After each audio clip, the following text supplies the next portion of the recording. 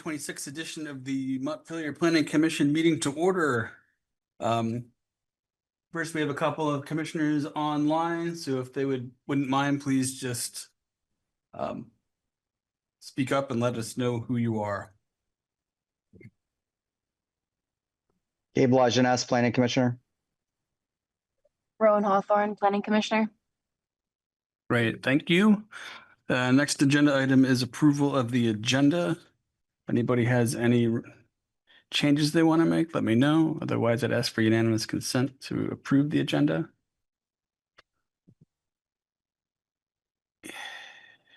Hearing nothing, the agenda is approved. Next is, oh, this is the agenda. This is the agenda. Oh, yep. Joker. Now I'll give you a minute for that. Next agenda item is to consider the minutes of March 9th and March 16th. Take a couple minutes to take a look at it. Let me know if there's any proposed changes or edits.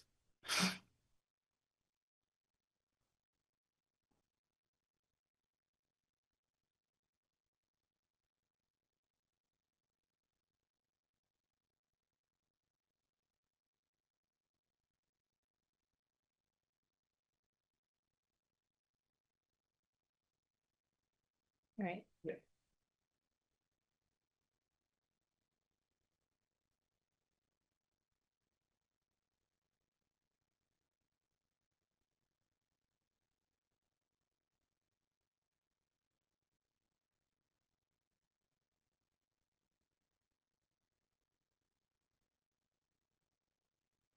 There, I would change in comments from the commission on March 9th that Tim and I got reversed on that. So I had mentioned the sprinklers and Tim talked about, and I believe it should say Act 250 exemptions.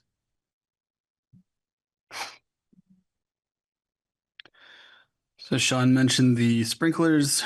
Tim urged people to review Act, it says 50, but I assume it's 250. Like that change as well.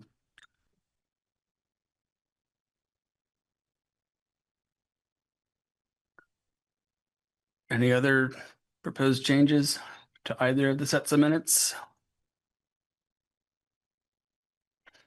Okay, seeing that we've got some changes on the table, I'm looking for a motion.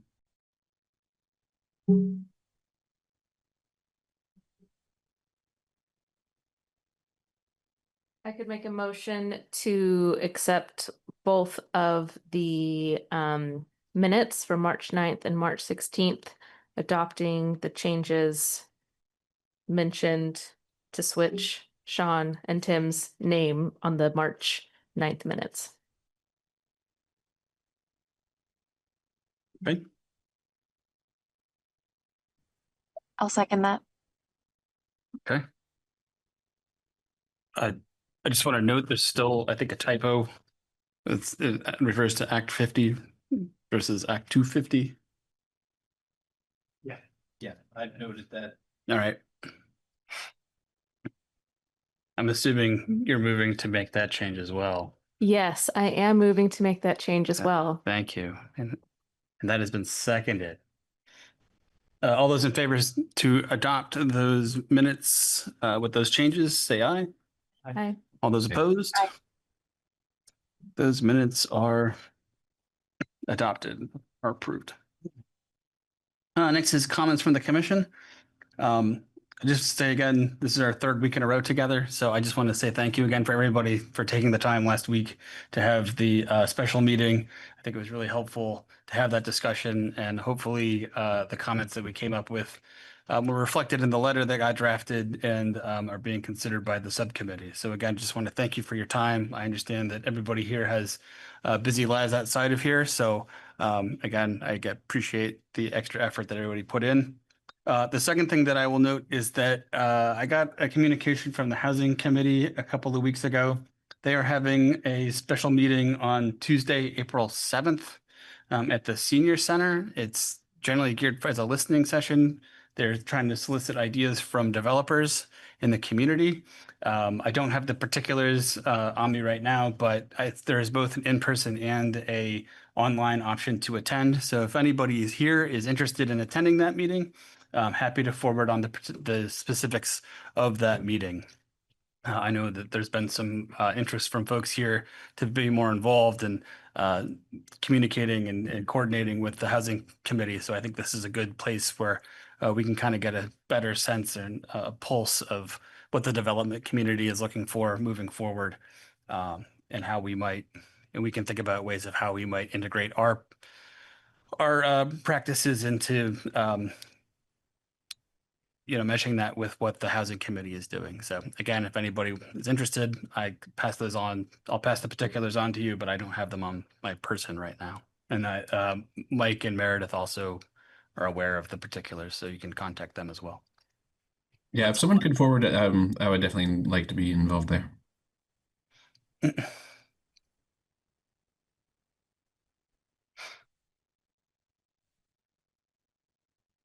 Tim, can we have you introduce yourself because you're a commissioner online? Yes, absolutely. Tim Sinnott, Planning Commissioner.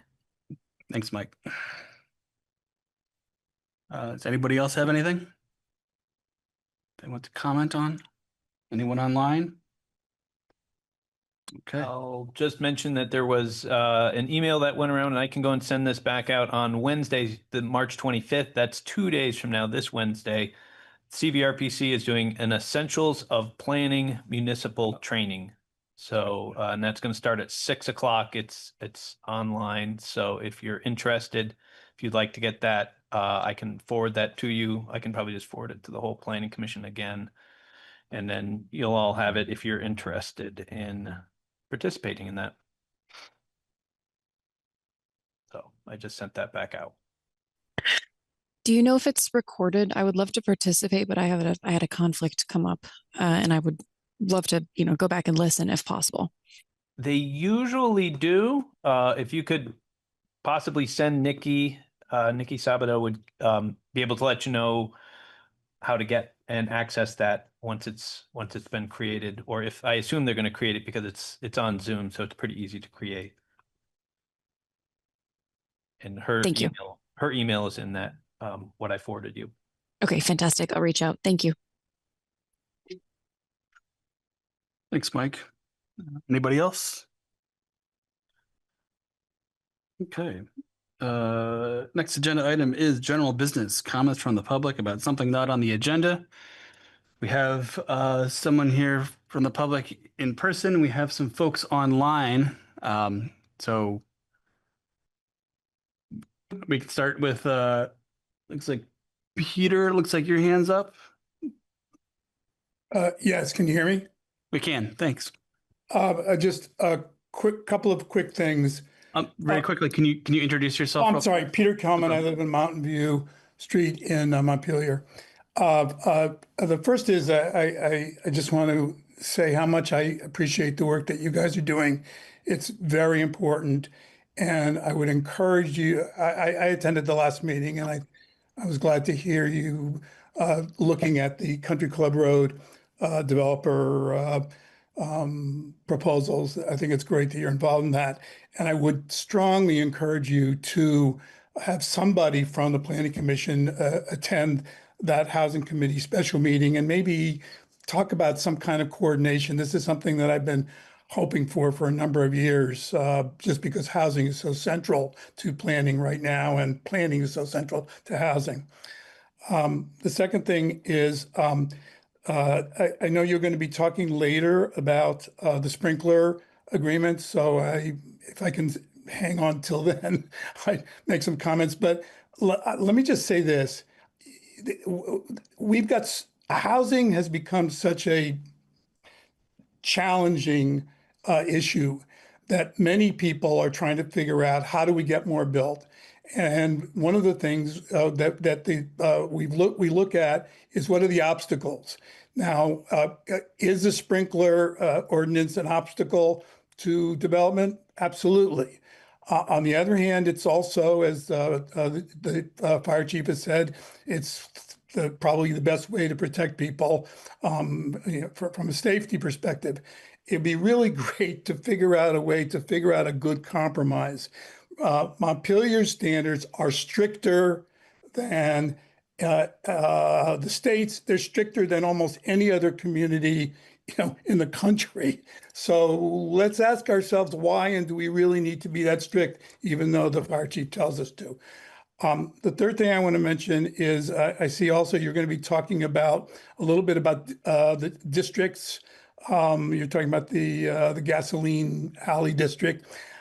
I just wonder whether you want to just, I'd like to ask, why have districts? Having districts sometimes, again, it can be an obstacle to development, because then the people in those districts come out and say, oh, it's not in the character of our neighborhood or not in the character of our district.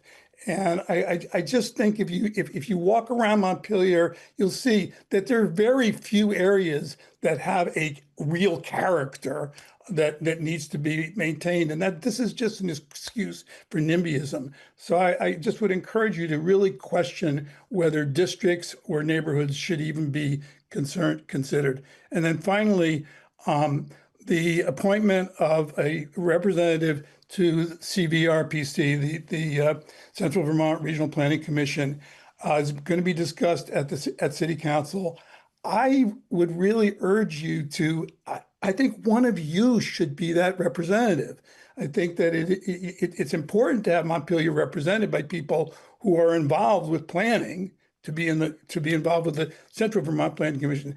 But having the director of planning be the representative, I think, creates a problem of an appearance of heavy-handed conflict.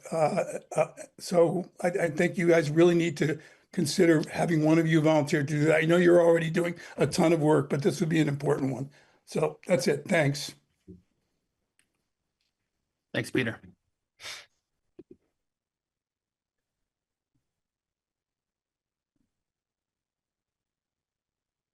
Steve Whitaker, Montpelier.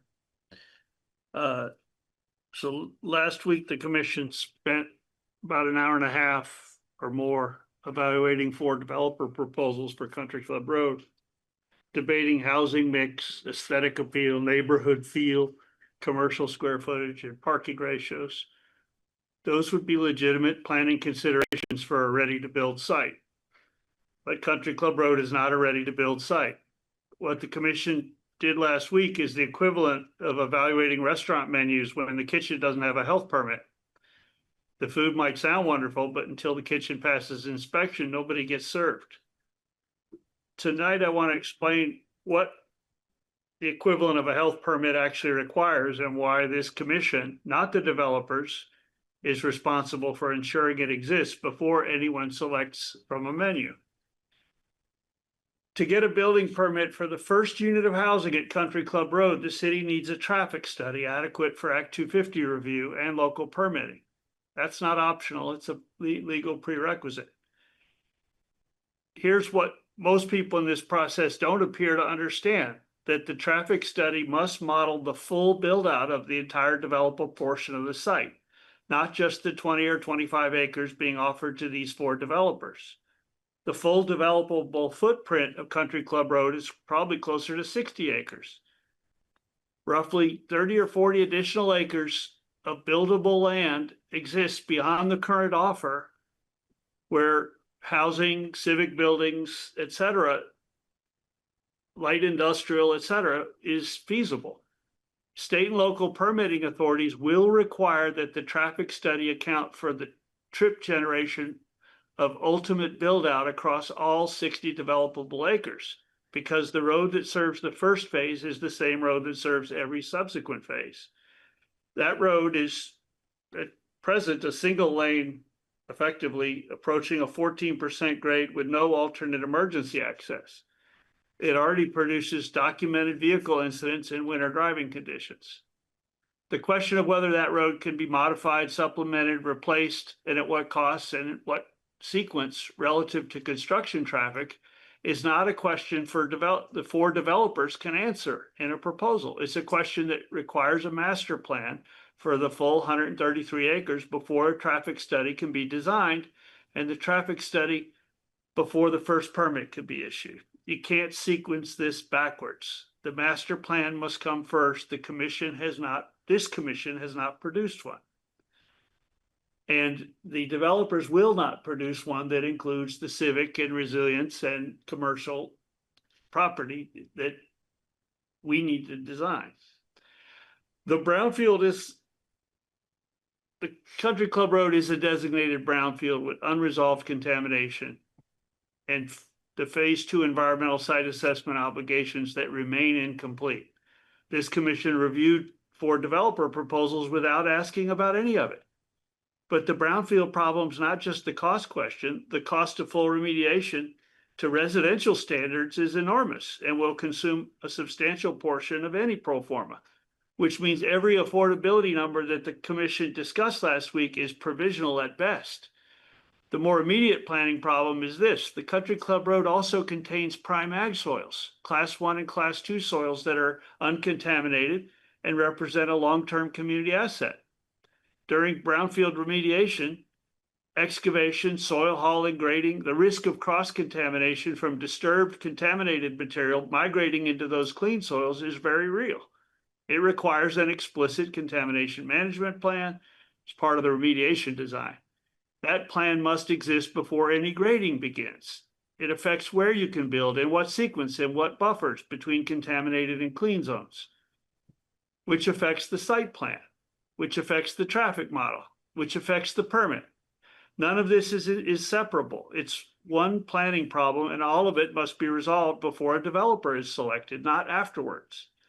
What this commission is required to do under Vermont law requires a municipality plan address land use, transportation, utilities, and community facilities before development of this kind proceeds. Y'all have failed to do that, and you won't admit it, and you won't take a pause and say, halt this thing, we need to complete our plan.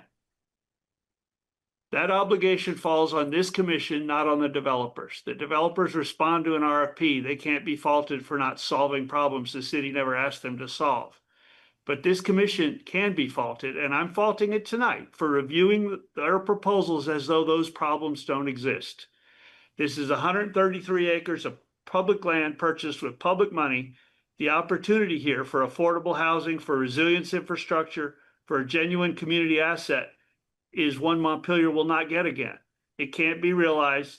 It can be realized, but only in the right sequence. Brownfield remediation first, master plan for the full site second, traffic study third, developer selection fourth. This is not a reason to go slowly for its own sake. It's the only path that actually gets housing built here without the city absorbing catastrophic cost overruns or watching a developer walk away mid-project from a contaminated site. And a process note, before approving tonight's minutes, the letter the commission produced for the CCR developer was not in the packet. The commission took no vote authorizing its submission. The March 16th transcript records the chair proposing to circulate a draft by email for Commissioner Redlines after adjournment, which is serial deliberation outside a public meeting, regardless of medium. That's the concern you raised about a Google Doc, that even email after a meeting without a vote is serial communication in violation of open meeting law. The commission should answer on the record, was this letter submitted under whose authority, and was it produced through a process that complied with Section 312 of Title I? Thanks. Thanks, Steve. And will you please address those issues? Moving on. Next, we have our next agenda item is to designate commission members as liaisons to other city committees and to the Central Vermont Regional Planning Commission. I think I'll just kick this off by saying I've been heartened to see over the last few months that folks here are really starting to become more engaged and want to be more engaged. Have the commission be more engaged with other facets of city governance and the Regional Planning Commission. Just in my tenure here on the commission, we have tended to kind of act alone and sort of put out whatever work product we have into the ether and sort of let things sugar out where they may.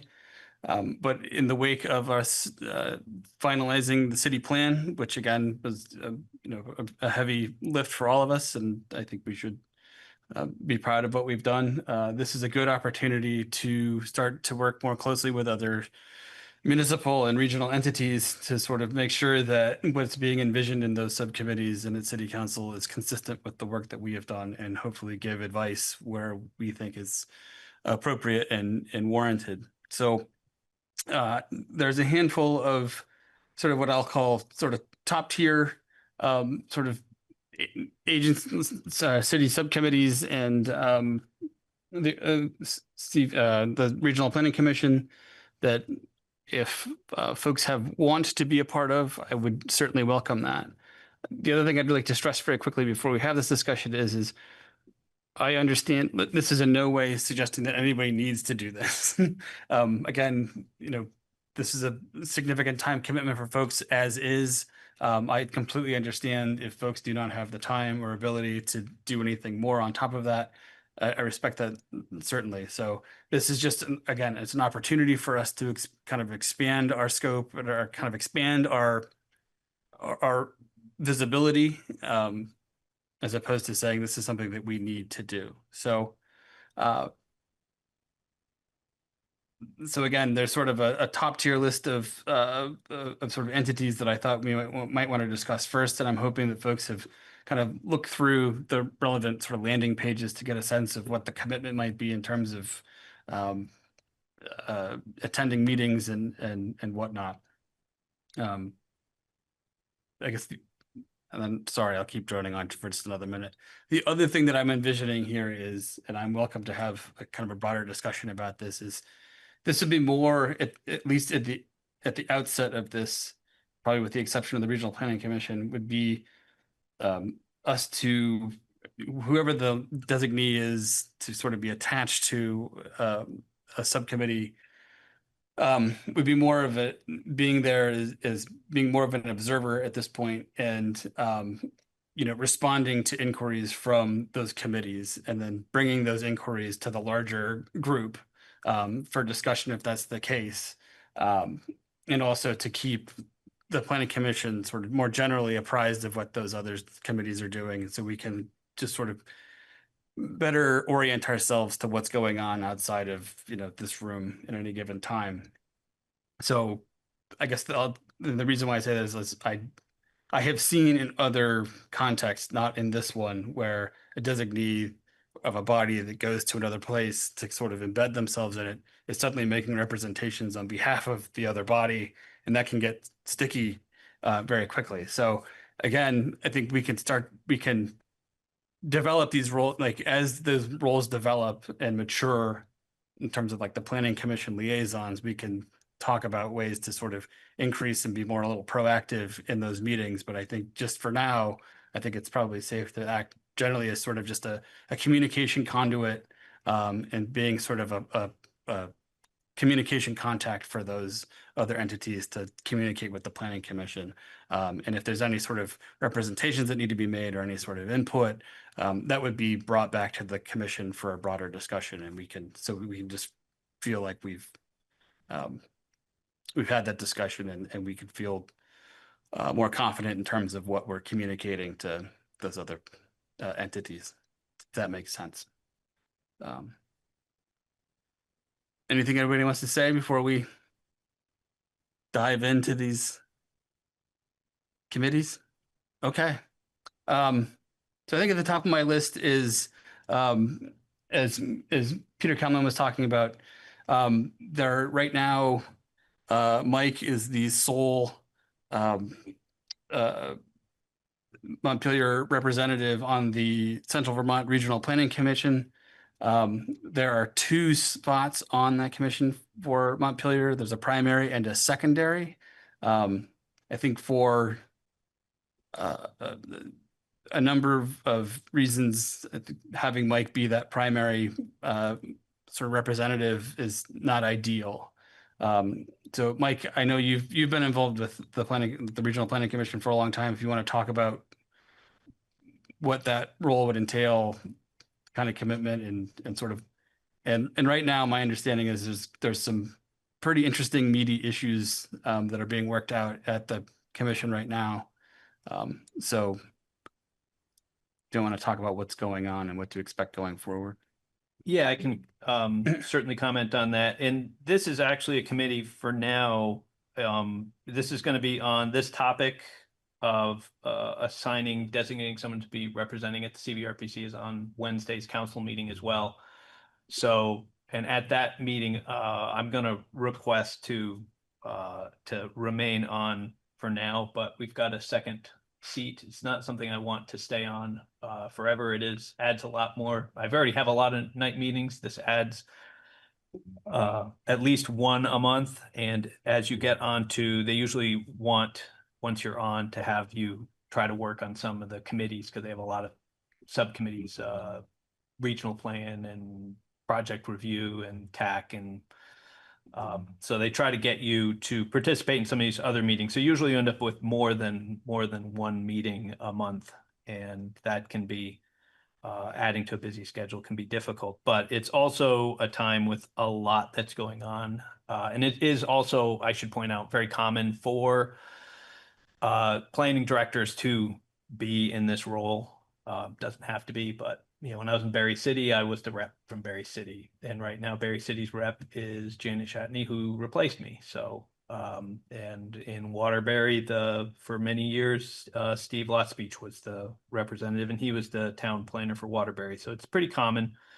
But when I came here initially, I was the alternate, and there were folks on the planning commission who would fill that seat, and that was the annual appointment we would go through and appoint. But at the time, when I got here, a lot of the planning commission were retired. Overwhelming majority of them, probably six of the seven were in their 70s. So they had a lot of free time. So for them, it was easier for them to be able to participate in both. We now have a much younger planning commission. So it's recognized that there's a few more challenges, but it certainly would be great to have an alternate, someone else to go and fill in. Act 181 has put a lot on the table, and there's a lot of conversations going on, and having somebody at the RPC who's deeply and intimately familiar with all of the projects is important. And I could fill that role as either the primary or the alternate, but certainly request to remain on at least for this year while the Regional Planning Commission finishes going through the Act 181 process. But that'll be up to the city council to make that determination. But it would certainly be great to have someone else from the planning commission if they have the time. They meet on the second Tuesday of the month. So if that helps you, knowing your own schedules, they usually meet 6:30 to 8 as the full board meeting. But as I said, there are also a number of committees that you may get on. Usually those start early evening, so they could be 4 to 6 or 5 to 7. They usually don't have a lot of really late meetings. But if you've got questions, you can certainly reach out or ask me, and I can help answer those questions. And if you've got suggestions, we can certainly bring that to council on Wednesday. There's somebody who wants me to bring that. And just so I'm clear, the discussion at city council is just, are they just speaking sort of generally about what to do about, or do they have somebody in mind, or? It came up, it was at the last council meeting. I didn't attend that last council meeting because this is usually a pro forma appointment. And some questions came up as to whether or not they wanted to start rotating or finding somebody else or appointing somebody from city council to be on or finding. And so there's just a lot of questions. And unfortunately, Kelly being very new didn't have any of the answers for that. So it got kicked another meeting. So this meeting on Wednesday will be kind of a follow-up meeting, and I'll try to answer the questions that they have on that and see what direction they want to take. And as I said, we'll see if they want to put this out to a bigger process where they would open it up to the public. That's what they did. They asked it to be advertised at the last meeting. Okay. And Kelly put out an advertisement for all the other committees except the Regional Planning Commission and the So I think what this would be is if anybody's interested here, it sounds like we would basically, Mike would convey to the city council that we have somebody that, in the planning commission that's interested in the position, and wherever that process leads, we can. Historically, it has been Right. from the planning commission because we want to try to build connections because there's a lot of information you'll hear about, learn about, whether it's grants or other information you'll learn about at the RPC at their meetings, their monthly meetings that you can bring back to everybody to consider. Okay. So with that, is there any of the commissioners interested in that being part of the regional planning commission?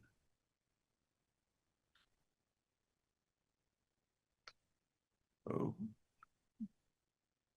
Well, if anybody has any questions for Mike about that position and that opportunity, please let him know.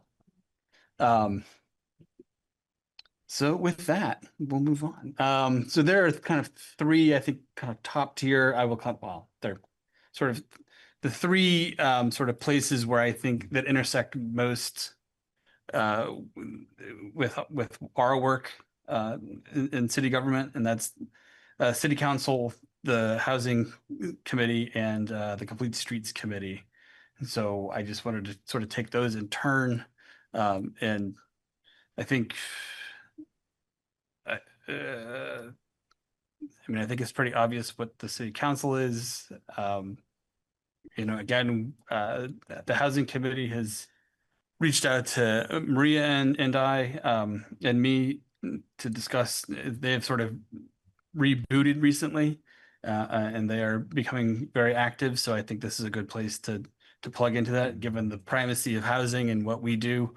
It makes this a very logical place for us to plug into.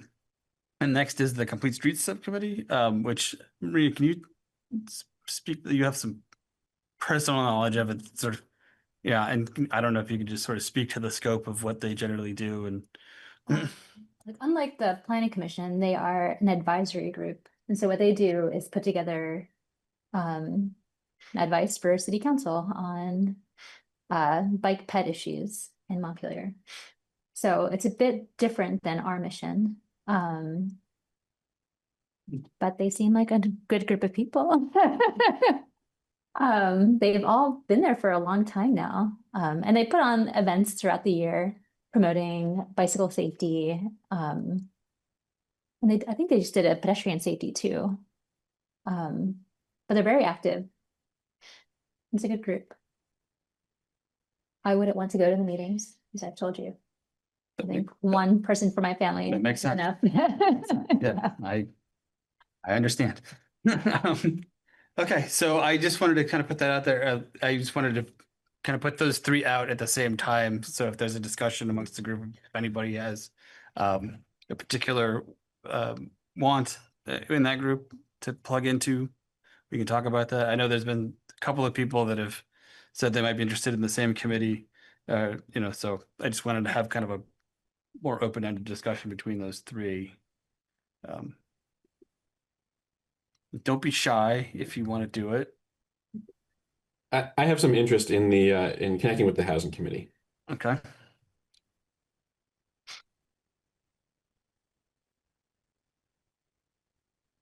And I think they meet on Tuesdays as well, just as a heads up. I think they're Okay. first Tuesday. I think they're first Tuesday of the month. That's what I remember. Great.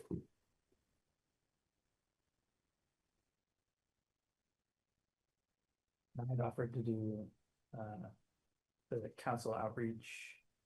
Okay.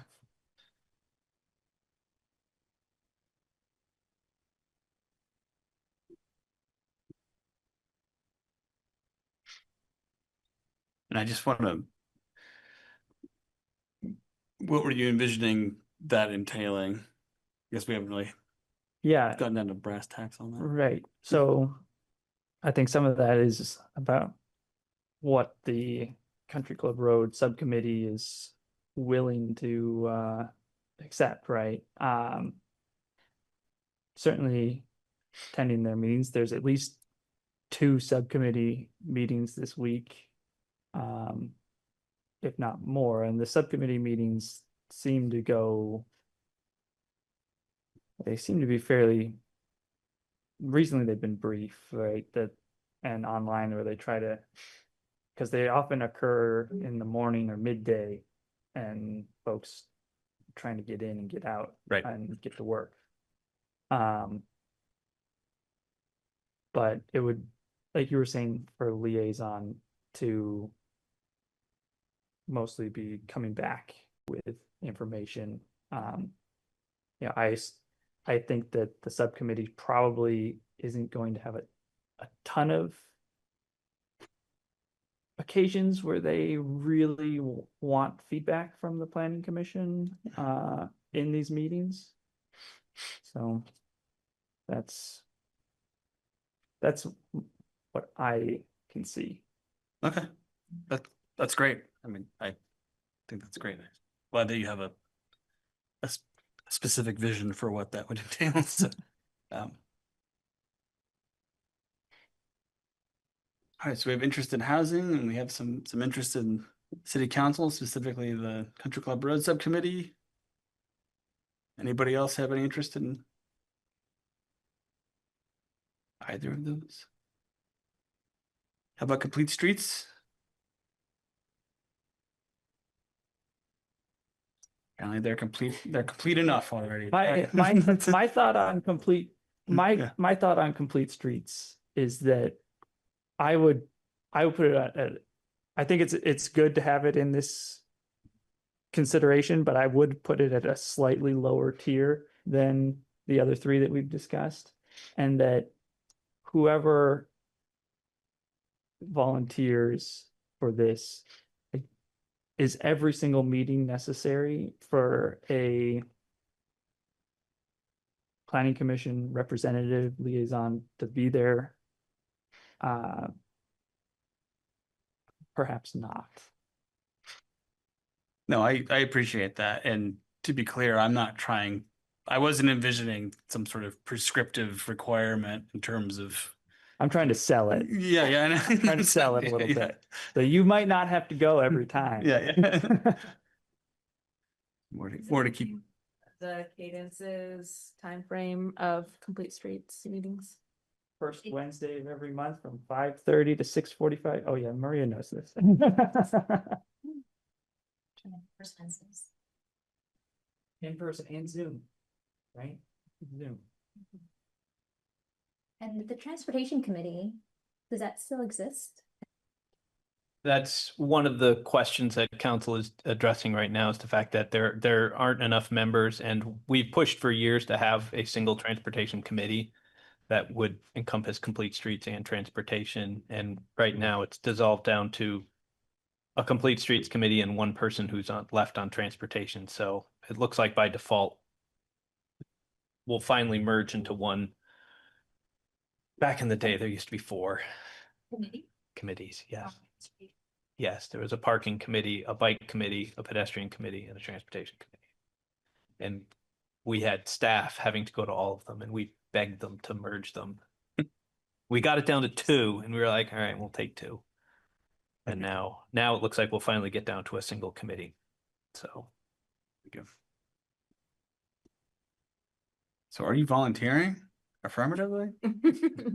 Not available Wednesday night. Oh. There are some other committees I was eyeing, but I don't want to skip past this. Okay, committee no, that that's we're fine. It talking sounds about like now. we've sort of run out of runway with this discussion. So, Peter, are you raising your hand? Yeah, yes. I think the Complete Streets Committee would be a good committee just to keep your eye on their agendas. And if there's something on the agenda where it's a very opinionated committee, they're very single-minded mostly about bicycles and secondarily about pedestrians. So they got very involved, for example, with the East State Street project and almost derailed it. So it might be worth occasionally noting when they're dealing with something that it would be a good idea for the Planning Commission actually to say something about it. at those those meetings. It is very, by the way, most of the committees are not like the Planning Commission. Planning Commission and the DRB and the are regulatory committees. You guys have power. These other committees are all advisory. So their power is in how loud they can make their point, and they can make it pretty loud. So I would just keep an eye on it. You don't have to have a liaison and go to every meeting, but just check out their agendas once in a while. That's my opinion. Thanks. Thanks, Peter. Make a comment about that. Sure. Steve Whitaker again.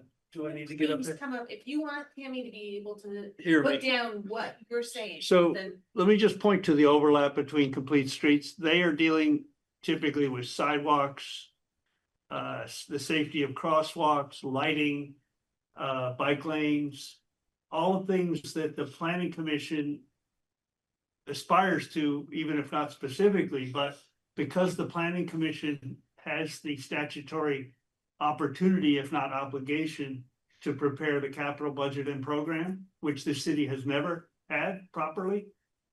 And that is essential if we're gonna get out of the rut we're in, because the informal way we handle budgeting means we're not really qualified for most of the funds we're pursuing.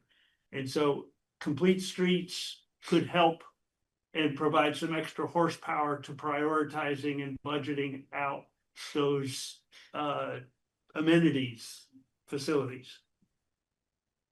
Thanks, Steve. Okay, well, with that, we'll leave that open. If anybody has a hankering to get involved in that, let us know, but we'll leave that open for now. And there's a next set of committees that I sort of put out to the group. And I apologize, I didn't bring my computer today, so I can't remember all of it. It's energy, parks, I think, put out there.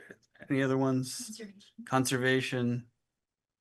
I think that's what was put out for just kind of something to think about. But I know, Maria, you had sort of put out maybe historic preservation. So I'll just put it this way: is there are a number of other committees in town, subcommittees, that I think do in some ways intersect with our work. And if anyone has any interest in those subcommittees, and I think consistent with like what I think Peter was mentioning, I would see this more as a keep tabs on them, see where there's opportunities, to kind of watch more closely when they're doing work that might impact anything that we're doing.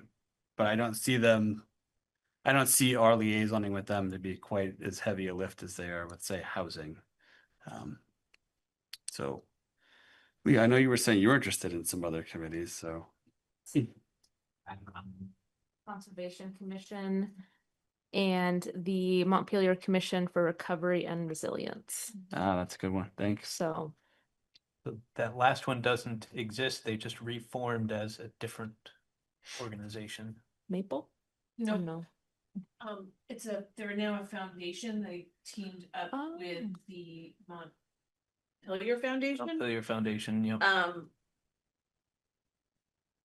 Okay, then the Conservation Commission. And it's not like, it's not a city. It's not a city entity. commission. Yeah. Yeah. It is now. Oh, where did they had it? No, it's something foundation. Give me just a minute. It's like an S Corp or something. No.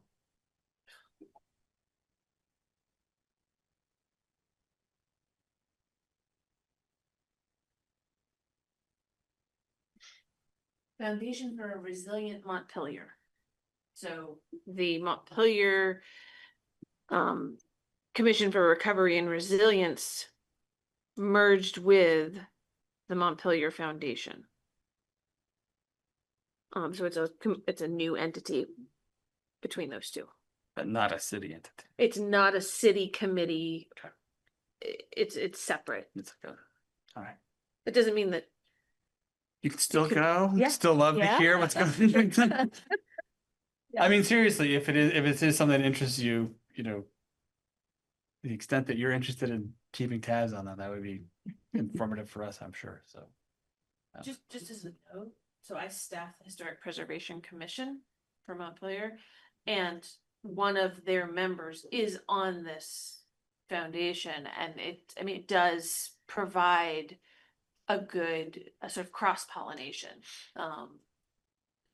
And just, keeping tabs on each other and being able to coordinate. But they seem to be a little bit more project specific versus, projects that relate to planning, but definitely project specific. right. How many members are on there? And the foundation? Yeah. Uh, Sorry, well, I don't know even. what This, I have I'm the running. I'm website. running. Sorry, I don't- apologize. I just don't know. Yeah. Yeah, I mean, they have board members and then they have staff. Yeah. Um, I was thinking of board member, but no worries. It's not. yeah, it does. It's not relevant. It's more than it does. Okay. There.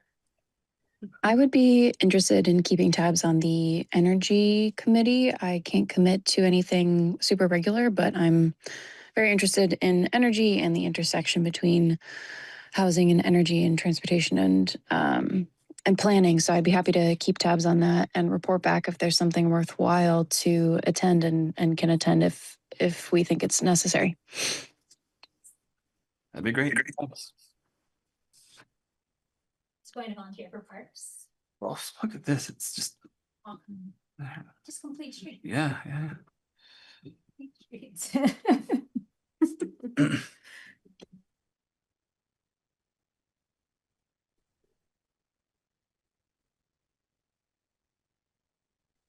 I'm kind of realizing that the Conservation Commission also meets on Wednesdays, which are not great, but if it's just a matter of tracking agenda items and not attending, yeah, I can circle back If it doesn't work, this is not a good that's fit. fine. That's fine. We can reach out to them, right? Are we allowed to email them and just let them know that we are now the liaison for? Yeah, I was gonna say, well, now that we kind of have a sense of where people might want to plug into, and we can. Let me think about it. I think it might be a good idea if we kind of come up with a kind of a boilerplate communication that just sort of says like, hey, I'm so-and-so from the Montpelier Planning Commission. We've been thinking about ways that better sort of interact with, and I'd like to, introduce myself. I'd like to be able to do this. We'll figure it out, but Right. I hadn't thought that far ahead. Sorry. I don't know. I think it's good. Just for them to have like a face, a liaison Yeah. is kind of like. No, I think but I just I think it'd be a good idea if we're consistent about how we do that outreach. Not that I want to hold anybody back, but you're more thoughtful about this than I was. So that's good. Okay. All right. So if I have this correct, let me know if everybody agrees with this. I have Tim down for housing, Sean for city council, specifically the Country Club Road Subcommittee, Leah in conservation, Rowan energy, Maria parks. That everybody great. Sounds great. Thank you. Excellent. And thanks again, everybody, for stepping up and being willing to do this. Again, I want to be I'm very cognizant of people's time commitments. So again, it's really great to see that people are willing to do this. Can't say that enough. Anything else we want to discuss on this agenda item before we move on? To be clear, we're not going to reach out until we have some type of boilerplate language. It's up to this group, but that's what I would recommend. Like, I think it might be good to just sort of come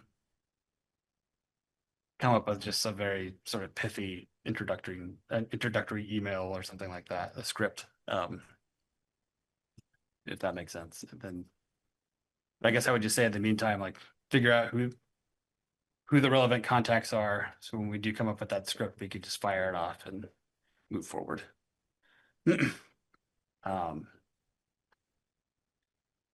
Is anybody interested in developing such a script or boilerplate language?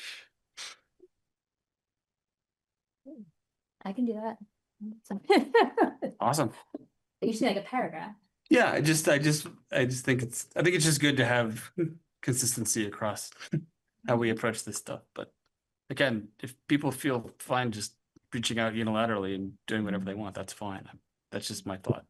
So There's no rush, I think. So I think it makes sense to come up with something and then look at it at our next meeting. you're willing to do that, Maria? Yes. Excellent. Paragraph. Yeah, thanks. Excellent. All right, so we'll look for that for next week and next time's agenda, 2 weeks. It's available. Great.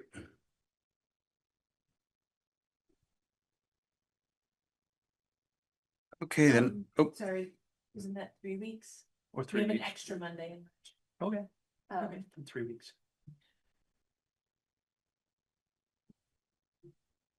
Next agenda item is the public hearing on the amendments to the river hazard area bylaws. The agenda contains a link, that's online, contains a link that shows a red line version of the proposed amendments. So those that are in front of a computer can access it that way. I guess I'll hand it over to you, Mike. Yes, as soon as you say you open the public hearing. I'm opening the public hearing. All right, well, thank you. All right, so I don't know how detailed, I mean, we can put the draft up, share it on screen, but I'm just gonna go through a quick summary because this is not like a big zoning update. This is a relatively small cleanup. The city made interim amendments to the river hazard regulations on April 17th, 2024 to close some loopholes that allowed non-conforming commercial space to be converted into non-conforming residential space without elevating the lowest floor. And interim amendments can be adopted with a smaller, quicker process, and they're only good for 2 years. And so we are coming to the end of our second year. And so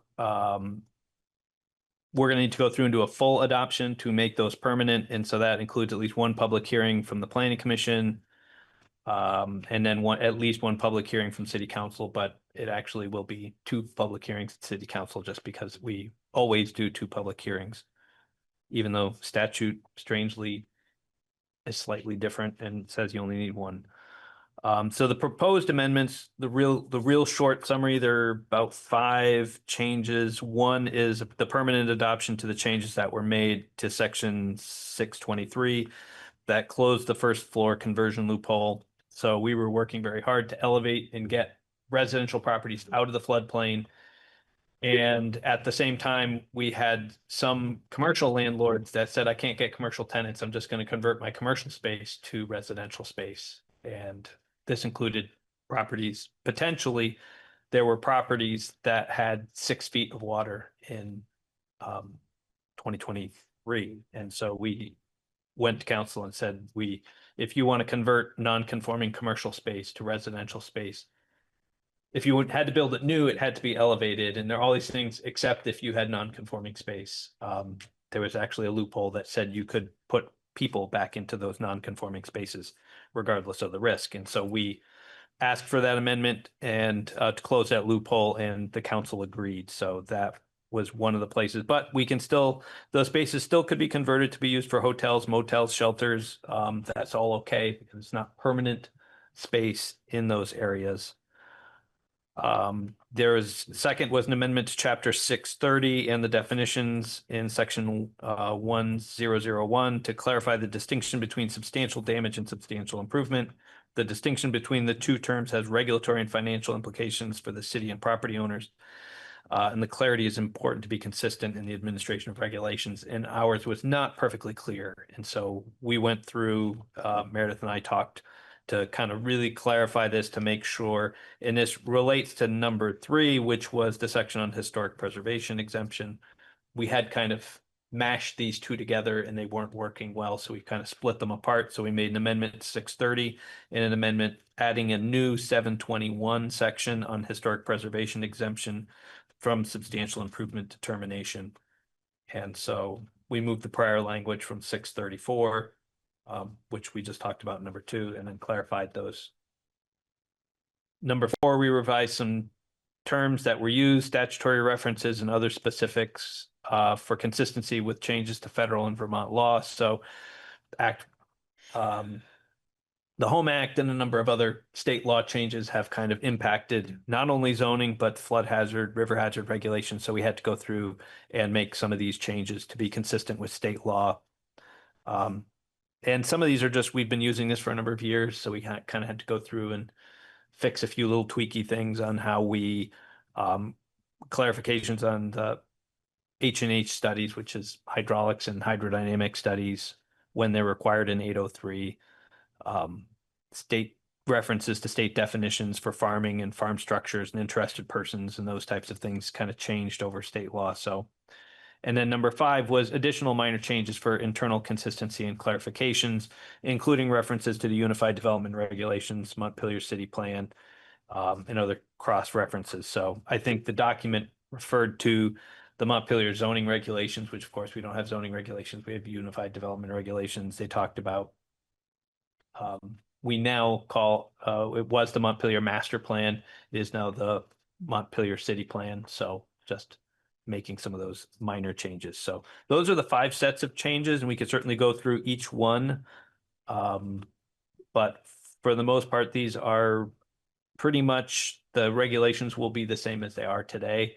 We will also go through and we've cleaned up the map. So it's the same map, but it's going to be a slightly different looking, just because it's going to be putting in refreshing some of the background data, like the parcel lines and those types of pieces. But the actual lines, the regulatory lines haven't changed. And I guess I'll turn it back for any questions or comments.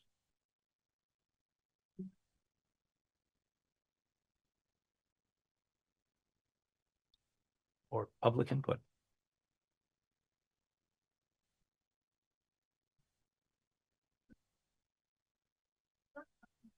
Oh, Peter has a question.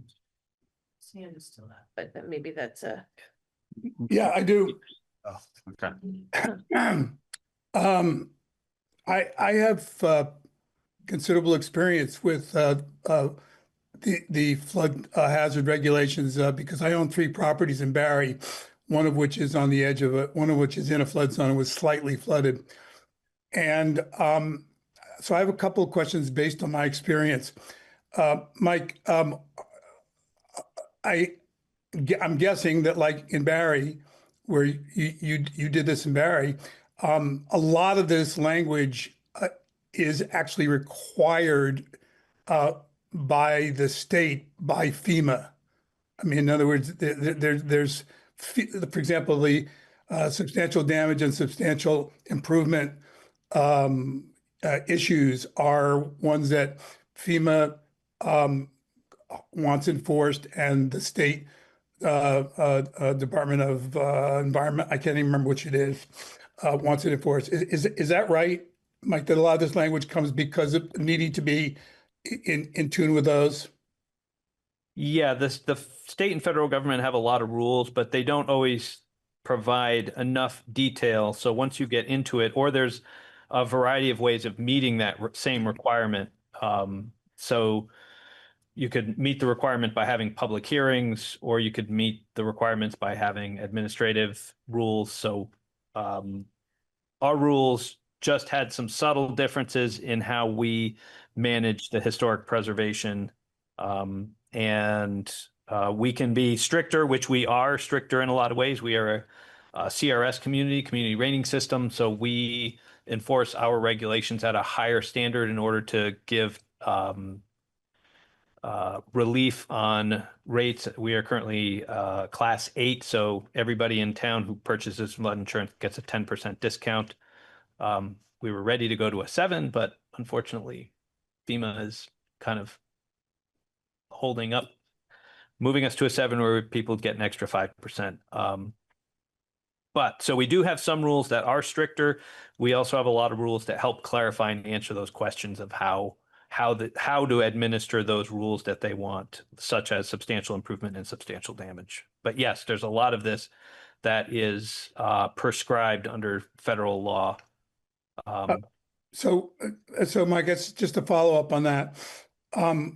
What I ran into in Barry is that the enforcement of these rules, the Barry planning people were constantly going back to the state and trying to get their okay for it. Is that the process that goes on, or is the planning department in Montpelier its own boss on some of these issues? Yeah, if you want to go and comment on it. So because I'm the one who's actually issuing the floodplain permits at this point, so this is Meredith, Crandall. So there are specific types of projects that we are statutorily, and it's also called out in our regulations, required to run those by the state. So, new builds, or substantial improvements, those applications must get either an okay by the state, or the application has to go to the state and we have to give them, I think it's 30 days to comment. And it's only if that 30-day lapses that we can then issue the permit, without comments. But other projects, smaller projects, we don't have to run those by the state, because the state has basically looked at the regulations and confirmed that the regulations cover those smaller projects. If it's a project where I am not quite sure what to do, we can definitely go to them for guidance. But those aren't items that it's statutorily required that we go through them. There's also anything that involves, stream alteration. We have to consult with the state. So, we're not, in some ways, yes, we're our own boss, but we have very specific things that have to be in the regulations that we have to do to meet the CRS requirements and not get booted out of that program. And the feds set a floor, and then the state set a little higher floor, and then we go from there. So for these particular changes, what I would throw out there is that this new section 721, and I can share it if anybody wants me to, doesn't change what we've been doing per guidance that we got from the state on how to interpret the distinction between substantial damage and substantial improvement, and how that interacts with historic structures following the flood in 2023. Like, this is how we've been applying what the reg said before, but this is going to make it, I hope, clearer for future people applying these regulations, as well as people trying to understand them in the get-go. Whether it's somebody in our office or somebody outside, or when we're talking to somebody new at the state or somebody at FEMA who's trying to ask us how we implement our regulations. So Meredith, I've just a quick follow-up on that. For substantial improvement. So now we know that there were some buildings in downtown that were commercial and are being converted into apartments, like on Langdon Street. No? Just go ahead, finish your question. Well, I guess what I mean, are these changes going to affect properties that already had started to be in the loophole? If the loophole is going to be closed, will it affect those properties? Peter, the loophole's been closed for 2 years because we adopted interim regulations that closed the loophole. I think there were 2 projects that happened during the loophole period. And those had to be allowed to happen because we issued the permits in compliance with the regulations that were in effect at the time. The interim changes closing the loophole happened a little less than 2 years ago. And those weren't this new section 721, but those closed. We haven't had any other permits issued for conversion to residential on the first floor in the regulated flood elevation, right? So that's that. No more of those has happened. Everything on Langdon Street is above the first floor. Those are all fine.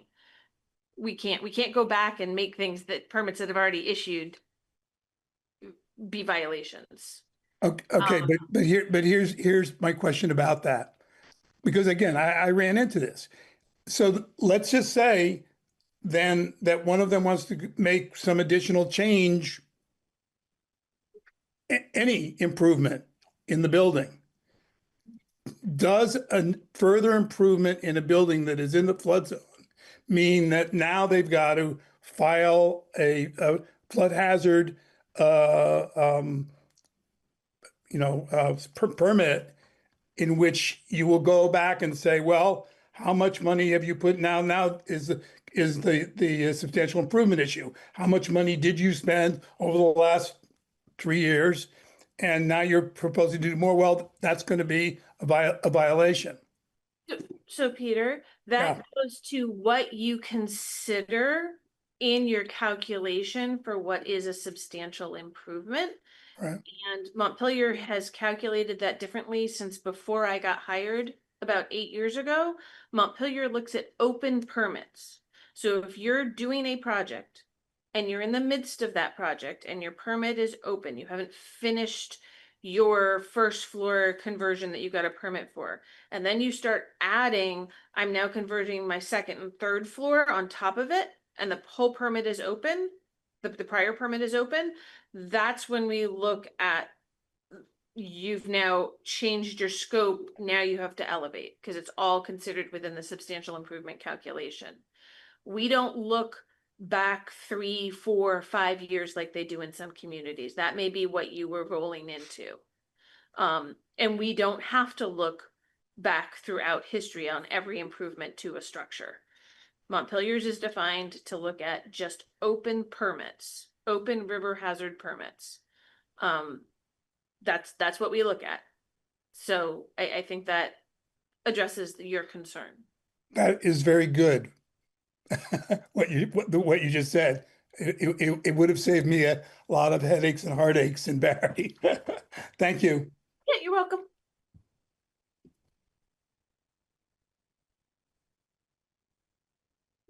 And I guess the only other point I would make is, so we are given a lot of bit of difference from the state on these reviews, because we also, I'm a certified floodplain manager, and so usually I'm, kind of on the same level as the folks that are at the state. And previous, Audra is a certified floodplain manager as well. So right now, Meredith and Nick are both working on that same certification, so that way they've got that extra level of study and training in order to get certified, to be able to administer the rules better. And most places will not have that. So it's just something we work towards to try to make sure that these things are complicated, and we want to make sure we get it right and make sure we're following all the rules.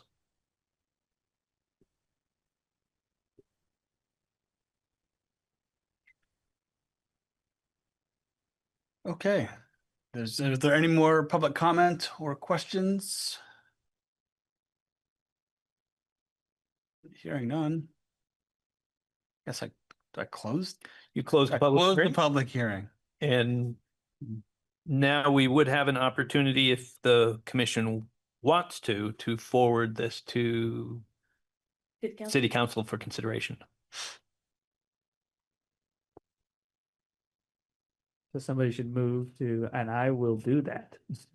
I will move that we forward this draft of river hazard area regulations to City Council for their approval. Second that. Great. We've got a motion and a second. Is there any discussion on the motion? Hearing none. All those in favor of forwarding this to City Council for their considerations, please say aye. Aye. Aye. Anyone opposed, please say nay. Okay. Thank you. Is there anything else you need from us, Mike, on this? Okay. We should be good on that item. Great. Thank you. Next agenda item is to discuss amendments to the Unified Development Regulations, and I'm sorry, I have to admit, I'm not quite sure what this agenda item is. I don't remember specifically. Oh, That's your chart. Did you print one up? yes, I did. So we had Okay. two items that were kind of moving forward for the discuss amendments to Unified Development Regulations. One was, we still kind of had that open discussion, and Sean or Tim sent one that Unified, I think, is both integrated to put together a guiding principles, because that was what we were talking about at the last meeting. And we also have the staff put together just some questions to start with. We're going to have to start developing, Meredith and I are going to have to start developing a red line. And so before we just start throwing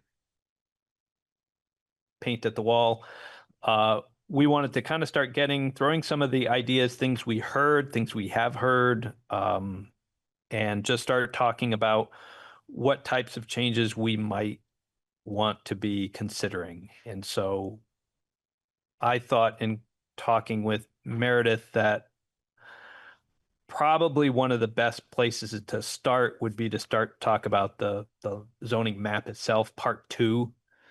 We had a lot of discussions, and that's going to kind of reach out into these other places to start saying, if we're going to talk about removing the architectural standards, then we have to talk about the design review. So while we're kind of just talking about part 2, it's going to kind of reach out and touch a whole bunch of other places. So we Meredith did kind of most of the work, all the work on kind of putting everything together that kind of lays out a couple of options that if you said, yes, let's put that into a red line, we can always go back and take it out. We can always do changes afterwards. But these were some of the things that are kind of in the Excel spreadsheet that we thought about, that we had heard, just running down through a couple of them: merging residential 1,500 and 3,000, merging residential 6,000 and 9,000, eliminating the municipal district by merging those parcels into adjacent districts. We shouldn't have a municipal district. It doesn't make sense. Some of the urban center district options that we heard: convert urban center 2, beginning Berry Street and Stonecutter Way, into urban center 1, or merging urban center 2 and urban center 3 into a single district. So rather than having 3 urban centers, we would just have 2. Some riverfront district changes were suggested here, including maybe carving out and creating a new, yes, we want to remove districts, but kind of carving out Gasoline Alley into its own district. It's kind of a funky district. So, kind of Dunkin' Donuts and Cumberland Farms and all those are the same district as Berry Street. And that just doesn't seem to make sense. That kind of seems like that would be its own district, rather than having these weird carve outs to go and say, you can do it in that part of River Street, but not this part of River Street. Some options include changing Berry Street section to MUR or merge with UC2. So, we could mix use residential. We have a riverfront district. It kind of was a carryover. The zoning that existed through the 90s and 2000s, Berry Street extending out was all riverfront. That was the district. And when we created the new zoning, that kind of stuck and it stayed. But now we also have very similar districts on Northfield Street and Elm Street. Maybe up by the college mixed use. College is mixed use residential. So we've got these other areas which are mixed use, just like Berry Street, and maybe it just makes sense to make them all the same. They have the same residential density, so we could just merge those. And again, these are just a list of ideas that we could go through from top to bottom and kind of get some ideas. But that helps us, Meredith and I, to be able to start to go through and say, okay, now that you've made some preliminary decisions about, let's get rid of the architectural standards because we're getting rid of that part of the Major site major site plan, that would get us to use just the design review district. And so we could eliminate that whole section out of there, and we could go through and make these changes. Then you guys can take a look at them. And like I said, we can always go and say, I don't like that, let's go back. But it gives us something. There's no sense having us make those changes and then have the board say, no, I'd rather have you guys say, let's try that and see how it works. And we can go through, see how it kind of works out at the end and then come back. So that's what mostly you see in here. Some of these are things that maybe we wouldn't as staff agree with, and we make notes of that. Like raising the downtown height limit. For the most part, we have very, very, very few buildings that are built to the current height limit. So even if, yes, we have to elevate buildings because of floodplains, we have a lot of requirements. The truth is, we have a 60-foot height limit, and most of the buildings down here are 45 feet, 40 feet. There's a lot of room to add additional stories above it. But certainly we could go through and have that conversation, and you guys are the policymakers. We're just here to be your scribes, make recommendations, suggestions, other ways that we could go through and meet your goals and objectives. So this is what we started with for the first short list. So my thought process wise, if we could have some decisions, we could start working on a red line. And then when that red line is ready, so maybe next meeting, we're talking about part 3 and some of the changes there, but we can go through and make the changes to part 2. Then we could meet with you guys on part 2. And while we're talking with you on part 2, that might take 2 or 3 meetings. We're working on part 3 to get those ready. So that way we're in the background putting together a bunch more red lines where we can keep bringing them forward, because it's hard for us. We've got a lot of other things going on, a lot of other commitments. So we can't just always be saying we're going to have all these red lines available for the next meeting and kind of keep going back and forth. If we could get a set of decisions, we can get you something. You can be working on those while we work on the red lines. And hopefully, my goal, my hope would be that this is something that's not going to take a year or years to get through. I would really like to see us be able to get through this in months. And that would be my hope, because the sooner we get these done, the sooner they go into effect and we can start seeing how they go, because we may put them into effect and then come back to you and say, oh, this didn't work. And I think we were talking about some big changes. So I think, big impact changes. So I think that would be nice to see some of these get into effect sooner, so we can start to feel them out, see if it has the impact that we want. That could be a positive big impact, and hopefully we don't have too many negative big impacts. If somebody needs to have anything like snaps pulled up, stuff like that, just holler, do that. Yeah, I know that'd be helpful for me. I'm kind of in the background pulling up maps and I'm gonna do our Access GIS map. That's the public one, because that has fewer layers, and so hopefully would be easier to discuss.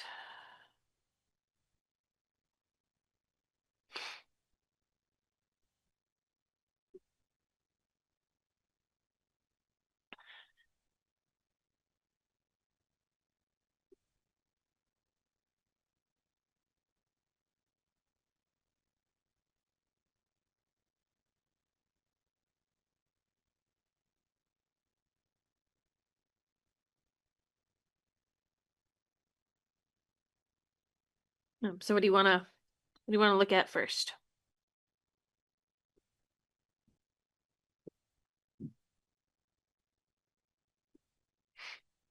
We think of downtown first? Sure. Or do you want to work outward in? I think tackling urban first is fine. UC one. Go urban and then res. Yeah. So this dark purple is the UC3. This kind of gray purple down here, I'll have to zoom out a little, is the UC2. And then the pink, pale pink is UC1.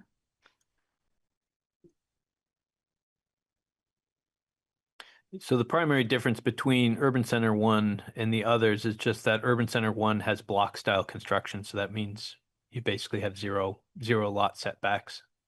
Whereas Urban Center 2 and 3 have some setbacks. Mhm.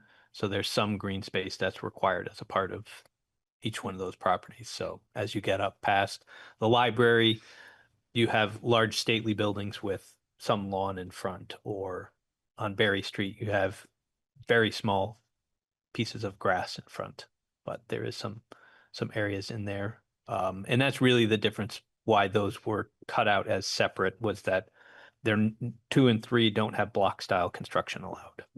So, and as you've discussed throughout this review process, these zoning districts and the dimensional standards in them were set to reflect what was there and to try and make sure that at least anybody trying to build to look the same was going to be able to do that without having to get a variance or a waiver just to look like everybody else in their area. So it's up, if you guys want to say, no, we don't need this to stay the same, that's fine. But that's why those were carved out differently. Meredith, could you zoom out a tiny bit?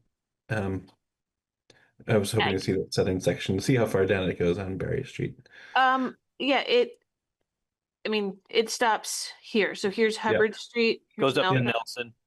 Great. It goes just past Nelson on the riverside, but to Nelson on the uphill side. That makes sense. Thank you. Yeah, sorry, if I zoom out too far, then suddenly you lose the ability to read the. No, completely. I appreciate what you just showed here. One thing I will note about Urban One is that it is the most permissive, right, in using your lot. But it still includes single family homes. It still includes buildings that have setbacks and lawn. Extending Urban One into the other urban areas doesn't,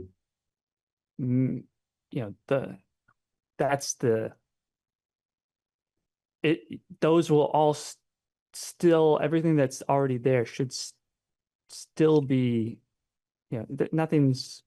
It's allowed still. It's allowed. Yeah, right? it's allowed. It's not like they will have to change. Yeah. But they can change. And somebody could come into Urban One and if you extend it onto Berry Street area, for instance, and build something with a setback, even if they are allowed technically to build to the sidewalk.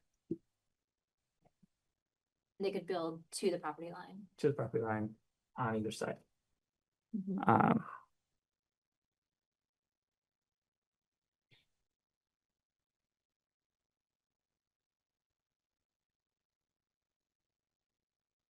Because I would love to see some consolidation, urban, which one is the dark purple, urban 2 or 3? Has like 25 lots in it. Yeah, that's Urban Center 3. Yeah. I always 3 get the 2 mixed up. has 25 or so lots plus or minus, and to have an entire zone dedicated to 25 lots seems not ideal. Yeah, I agree. I think I would vote for consolidation here. There's a possibility that 20, 30, 40, 50 years from now, the character of North Main Street could shift. Nothing is going to happen very, very rapidly here. And what if we imagine what that looks like in 50 years, where there is higher density on that North Main Street section there, and you could be also surrounded by some of the older Victorian homes. And I think that's sort of a beautiful vision for the future. I can imagine there being some pushback in wanting to maintain only these Victorian buildings in this section, but I think that I'm a huge proponent of yeah, increasing density and pushing forward with a new vision. Meredith, I think it's the camera It's the itself that's projector. off. It's not them, it's the camera itself that's off. It's just a projector. Wait, It's the projection. Yep, but there's a way to adjust it with the remote, and I don't know how Gabe's goes. to get it shifted so it's lined up. Yeah, Gabe has his hand up. Gabe, go ahead. Yeah. Can I just step back for 1 second here? And I mean, this is fine if this is how we want to go through it. You know, what we heard from Mike and Meredith at the beginning is a request for some guidance so they can start working on things and have some freedom to do that. And I think, you know, that we want to identify policy, right? We want to say, look, this is what the Planning Commission would like moving forward, work on those things. And you could do it a couple ways. We could either work on that draft that was put together. There was, you know, a document that was floated. We talked about it in our previous meetings, like these are the priorities. It's all framed under the strategic guidance, or we could go through the list of questions that Mike just had. But what I'm concerned is that if we dive into this, that then the planning department will go back and maybe make their own decisions. I mean, the height limits downtown, I mean, they're already, Mike, I love you, brother, but there's already a thumb on the scale in your comment, right? Like, oh, we'll listen to policymakers, but we don't need to raise the heights. You know, the project at the Burlington Mall that SD Ireland and partners undertook never would have happened if there were height limits, right? I don't know what can happen in the future, but I do know that the federal building and the lot behind it represents the biggest opportunity for redevelopment that Montpelier has seen in decades. And so I don't know what could come in, and maybe nobody, but what would be amazing is if the state pressed the federal government to sell that for $1 and it was auctioned for $1 to the city or given to the city for $1, and we went through a similar RFP process, and who knows what DW or other developers might come back with. I don't think we want to limit them. So I think we should step back and, you know, I'll do this if you guys want to do this, but I feel like we'd be better off giving very clear direction as a planning commission about what it is we want the planning department to do. Can I just say one thing, Meredith, before you jump in? I agree, Gabe, but I do think that this is helpful because once we have kind of reshaped the map, then we can start diving into height limits, FAR, and setbacks, and thinking about those specifics. Yeah, and I don't actually want to dive into that. I just want to agree on our strategic framework because okay, so you want to go back to the I want to be very clear. Are these the things that we want or not? But again, if you want to just do this, that's fine. And I guess I just want to be clear, Gabe, when you say these are the things, what are the things that you want to talk about? I believe there were five policy guidelines that we all had agreed on, but we never sort of voted on and said, this is the guidance we want the planning department to follow. he wants to go back to the guiding principles. Okay, thanks. That's what I was trying to figure out. Can I make one comment, Aaron? Please. Before you Go ahead. So Gabe, as the person who drafted this spreadsheet, my understanding was that the Planning Commission had actually already decided on those 5 principles as at least the initial principles. So every single thing in this spreadsheet goes to those principles. There is not, I don't think there's a single thing on here that wasn't one of those 5 principles that you brought up. I was focusing very heavily on those to work in tandem with you so that as you're, you know, so that you don't have to make decisions on any of these. We're trying to throw out for you what specific kind of changes we might make that have been discussed over these last several months tie into the principles that I understood you had decided on, or at least highlighted as some of the top 5 principles you were considering. So Meredith, that's great. I don't care which but we never did. But we never okay, did. That's great. That's great. Thank you. I appreciate that.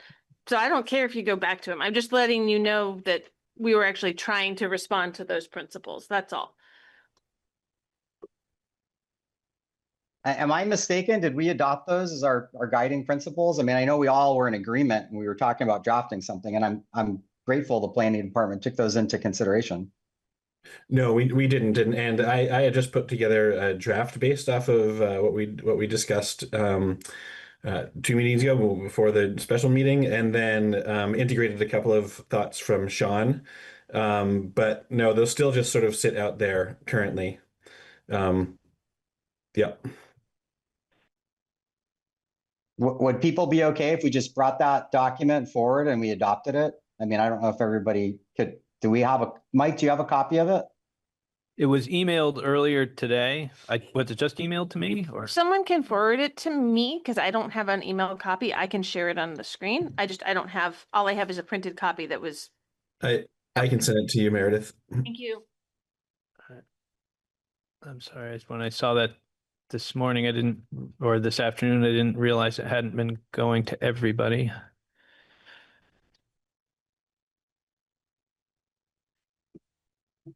Oh, no, it went to everybody. So Gabe, you should have it. It came in about 4:34 this afternoon.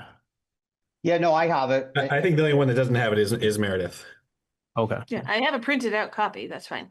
But if you guys wanted me to share it on the screen for like a Yeah. live thing or something, then I'll do that's that right fine. now. Is this to make sure that is there something we need to do to make sure we're in full compliance of public meeting law, right? No, We we're need to fine. show it on the screen and then, okay. You don't have to show it on the screen for public meeting law because everybody has it, but I think it works. That way everybody, So I move that we adopt Tim's draft as our guidance to the planning commission. Well, I did add to it, and I don't know if people had a chance to review a couple of notes that I put in there based off of Sean's feedback. I think it's important to at least review those, and we can say yay or nay to those additions. Can you highlight those additions? Yeah, sorry, I'm trying to do a couple of things at once. Can someone else forward that document to Meredith? Oh, I don't have it yet. Oh, Or you okay. can share it on your screen. Oh, You have that. I've got it right here. Okay. That's why I stopped. Okay. I thought he Yep, had. hold on, let me stop share. And then you can share. You should be able to. Oh, It would be nice for members of the public to be able to see it. Yeah, get it up. So I had emailed Tim just a couple thoughts to try and synthesize some things that Maria and Tim had said during our previous discussion. Where Maria was saying, "Oh, we should be considering like what is the purpose of specific regulations," and Tim had thrown out an gonna forward it idea to you so you can of, run it from yours. So it's you know, not- making criteria, very permissive. I think he basically said, I said zoning in Montpelier should be explicitly permissive of housing development over prescriptive. yeah. From the language in Tim's, I don't know if you or Tim did this, but I would make the case of Euclid confirming that zoning is a legitimate use of local government.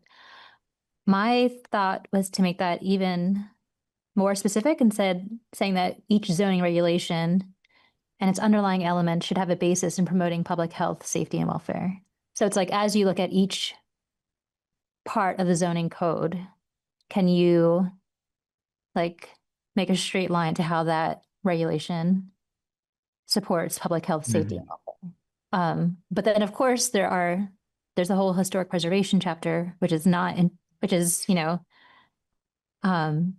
has a different interest. Well, And I don't know how that's where to. you can drive the general welfare bus right through the. But there's a different, you're balancing different interests in those cases, but I don't know, like, how do we review the historic preservation regulations? So it's You know, design review, just Design review. But I how, think but, that's like, tied into certain funding links. Mike left, but I think that ties into the designated downtown and having a designated exactly. downtown, which then lets you tap into other funding aspects and be able to promote your designated downtown. It goes into like Montpelier Alive. I think I can't remember all the nitty gritties right now. Mike is Right, it is working with those required by aspects. statute. So it's not a straight line, Right. No, it's, but they're connected.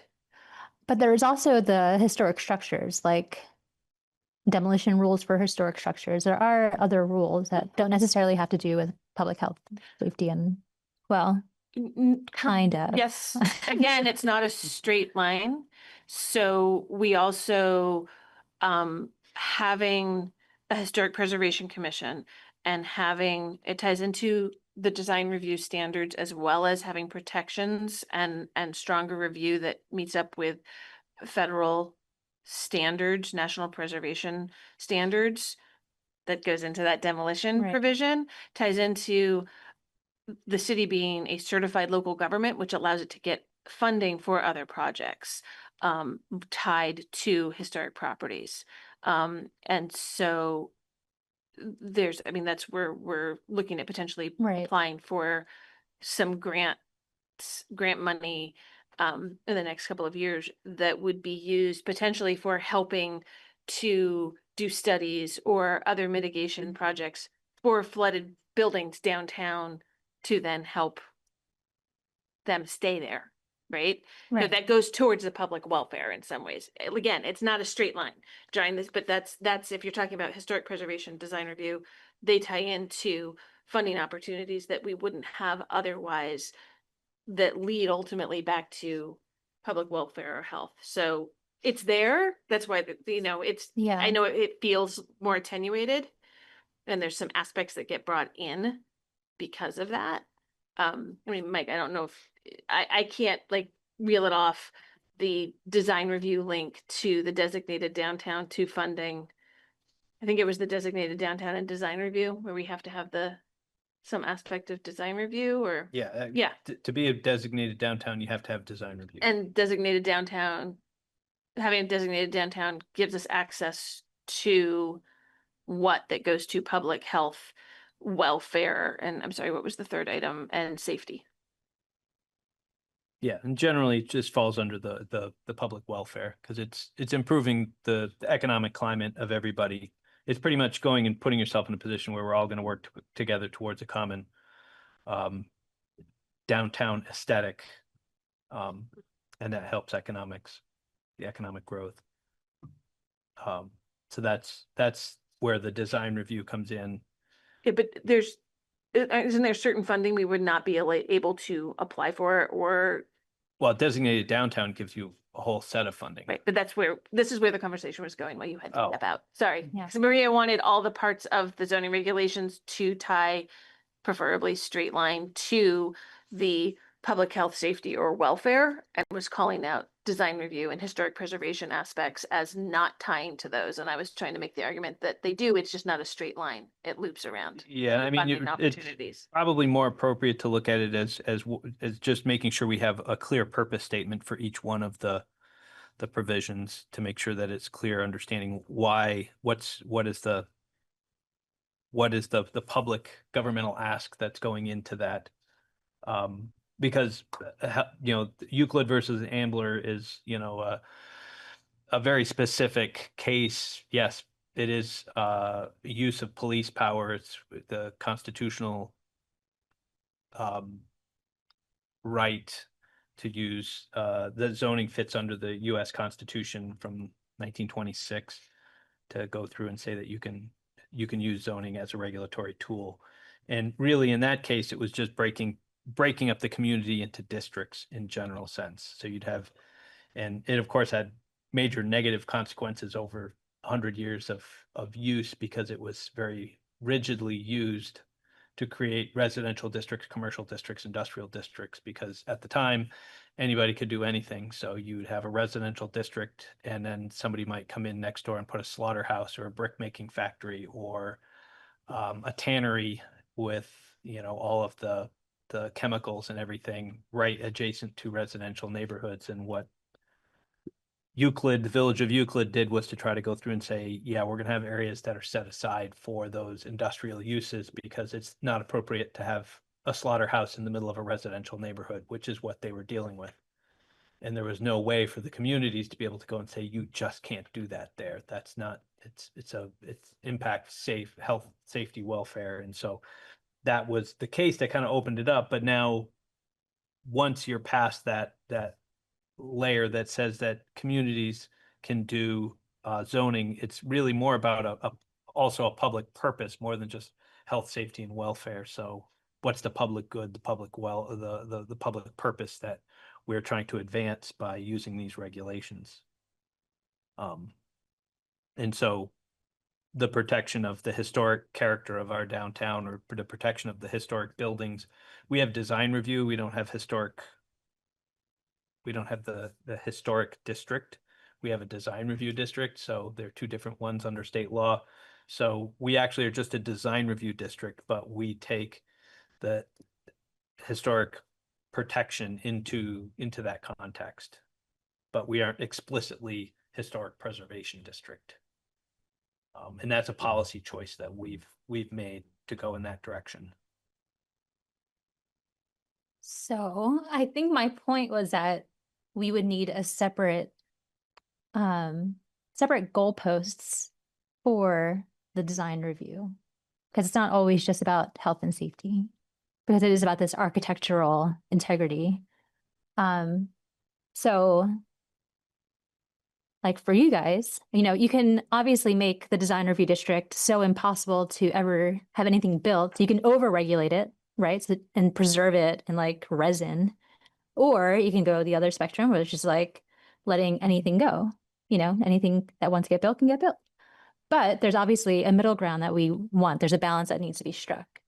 And where do we think that balance should be struck, so that as we look at the regulations, we can compare the regulation to where we think that balance should be and see if the regulation is over strict or is it under strict?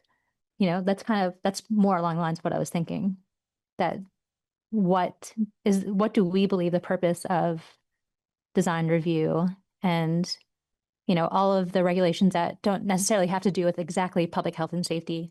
What should the purpose of those regulations be? I think that even though they're separated here into two distinct sections, we've got our 3 points from the city plan, right? One of which is support the continued vitality and growth of Montpelier's local businesses. And I would say that the design review district and what Mike was saying about economic vitality downtown is, and there's going to be, sometimes there's going to be tension between some of these guiding principles, I think. And yeah, what is the solution to that? That's going to come up in discussion, right? That's just something that we're going to have to hash out when it comes up. Well, that's the principal aspect of it. It's like, where do you fall along that spectrum? And what is like more? Well, maybe weighted towards explicitly permissive of housing development.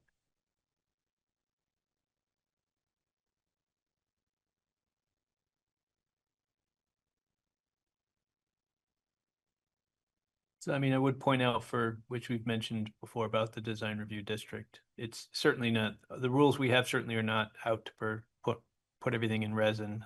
We approved. I was we using approved the that transit center. as an extreme. Yeah. I wasn't saying that we are the extreme. I'm saying Yes. a city could, it's more likely like European cities that have these very historic cities that they want to actually preserve in resin. They don't ever want to see it change.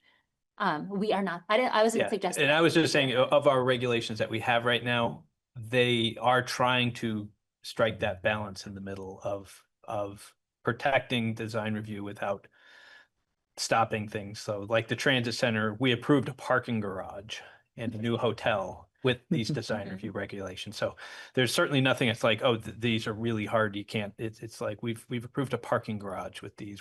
You can do quite a lot with these. But at the same time, it's going to hopefully protect, and that's not to say these are perfect and that they can't be improved, but I think these so far have certainly a lot better than the previous ones that we had in place. And I think they're so far have been striking a pretty good balance of allowing things to happen. Now, I think we've had this conversation. I think the design review district as we have it right now is overly big.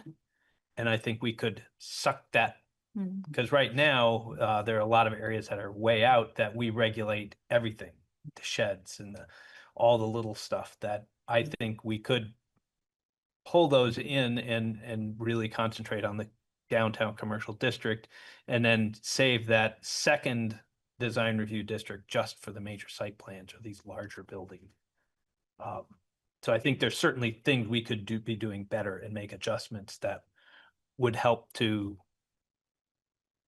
I think about the areas over on Bailey up near in the lower parts of Terrace Street are in the design review district where they would be much more highly regulated. Yeah, can I interject real quick? I don't want to get too far afield. I'm just cognizant of time. We've got 13 minutes left. And to the extent that we're talking about the words on the page right now. If we want to come to a consensus about what we want to adopt in terms of like the words on the page. In terms of, I don't want to cut off the discussion. I just If we're focusing on the principles, then yeah, let's go ahead. that's my understanding. That's what's on the table. So I'm curious what Sean and Maria think about potentially removing the two that I injected into the middle there based off of Sean's email. Wondering if we think that is well captured in the three guiding principles at the top and the priorities at the bottom, or if we need to be a little bit more explicit with that information that I started to pull in. I mean, I prefer being explicit if we all agree to it. So can I just say real quickly, I agree conceptually with both of them. But the first one, I would strongly suggest we take out any reference to a case. Yeah.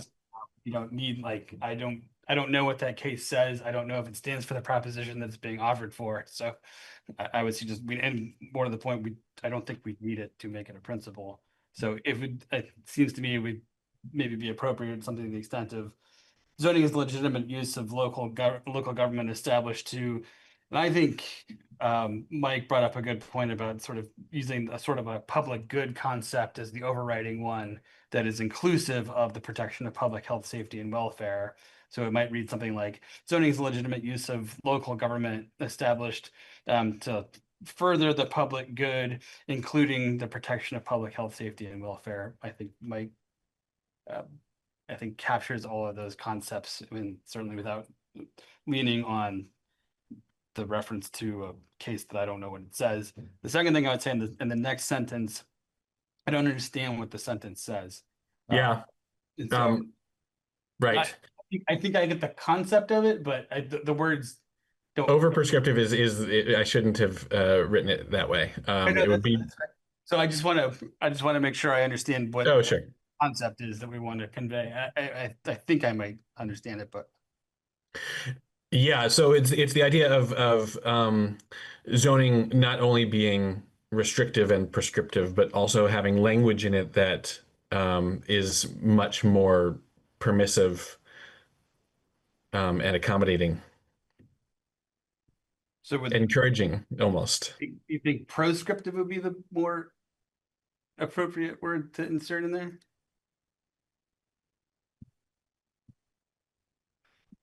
Right, proscriptive rather than prescriptive. Yeah. Yes. Yeah. Why don't we just say Montpelier zoning should be permissive to the greatest extent practicable, or something like that. Permissive of housing development to the greatest extent practicable. Okay. I like where you're going with that. Okay, I'm just trying to. No, because I'm trying to make the edits live. I like that. And I'm not saying I know any better, but I'm trying to capture the. And I can go backwards. Just that way people can see what's being discussed. I'd also like to avoid characterizing the current state of the regs one way or the other as being either overly limiting or anything like that. Sure.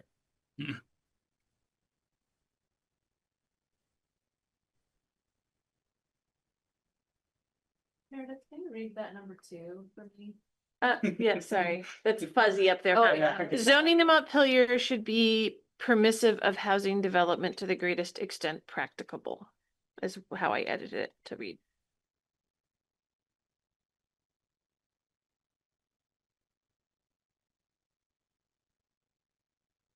Based on Aaron's statement. Yeah, Sorry. I'm sorry. I'll have to, It's I'll have to that- find out who used this room last I- and messed with the camera, Oh, because don't mess with the camera, people. I hear ya.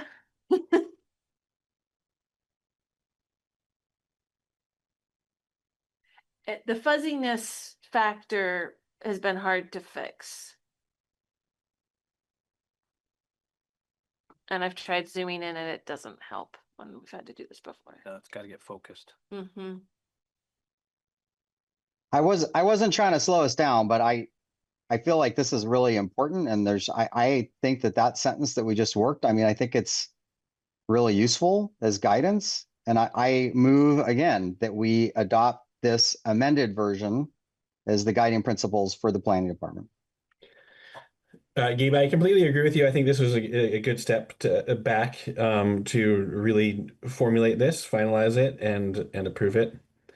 If I were to make any last changes here, I think that I would maybe pull those 2 that we were just working on and put them up at the top as 1, 2, 3, 4, 5 for guiding principles, and we can eliminate any language about the city plan. I don't think it matters where this information came from. That's my 2 cents there.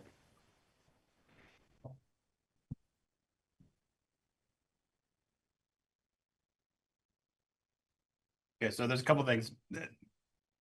Gabe has put a motion on the table. I was gonna say there's a motion on the table. And then we started Right. having a discussion. Sorry. let me- Apologies. Is there nobody's seconded it yet, so we're not quite there. Does the group want to have any additional discussion about what has been proposed in terms of revisions across the entire document right now before we consider a motion for adoption? Okay, I mean, I want to see how things shake out. once you can actually read them. Yeah. So do you guys want me to try and revise it so it's 5 guiding principles instead of 3 priorities and 2 additional guiding I think principles? that makes. Okay.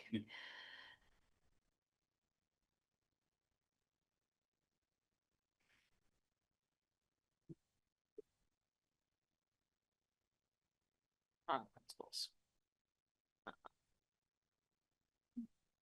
Oh, we already have following guiding principles. I don't need any of that. You can just delete that.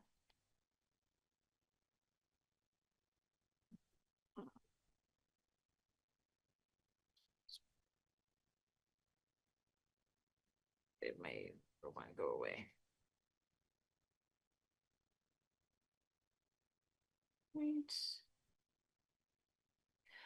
It's in red line, so it's gonna be funky. Yeah.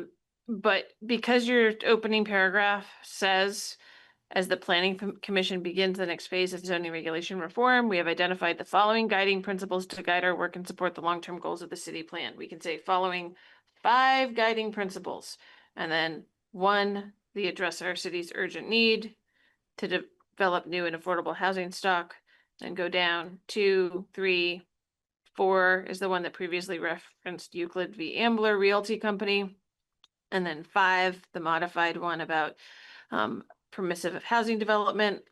And then can say, with these principles in mind, the commission will focus on the following objectives as we evaluate potential updates to the zoning regulations. Does anybody want a date reflected in here? Because it's this round of zoning regulations versus futures. I want everybody in the future beholden. These principles shall apply in perpetuity. You weren't there when they were formed, so forever. Anyway, as we evaluate potential updates to the zoning regulations, we can just leave it because it's needed.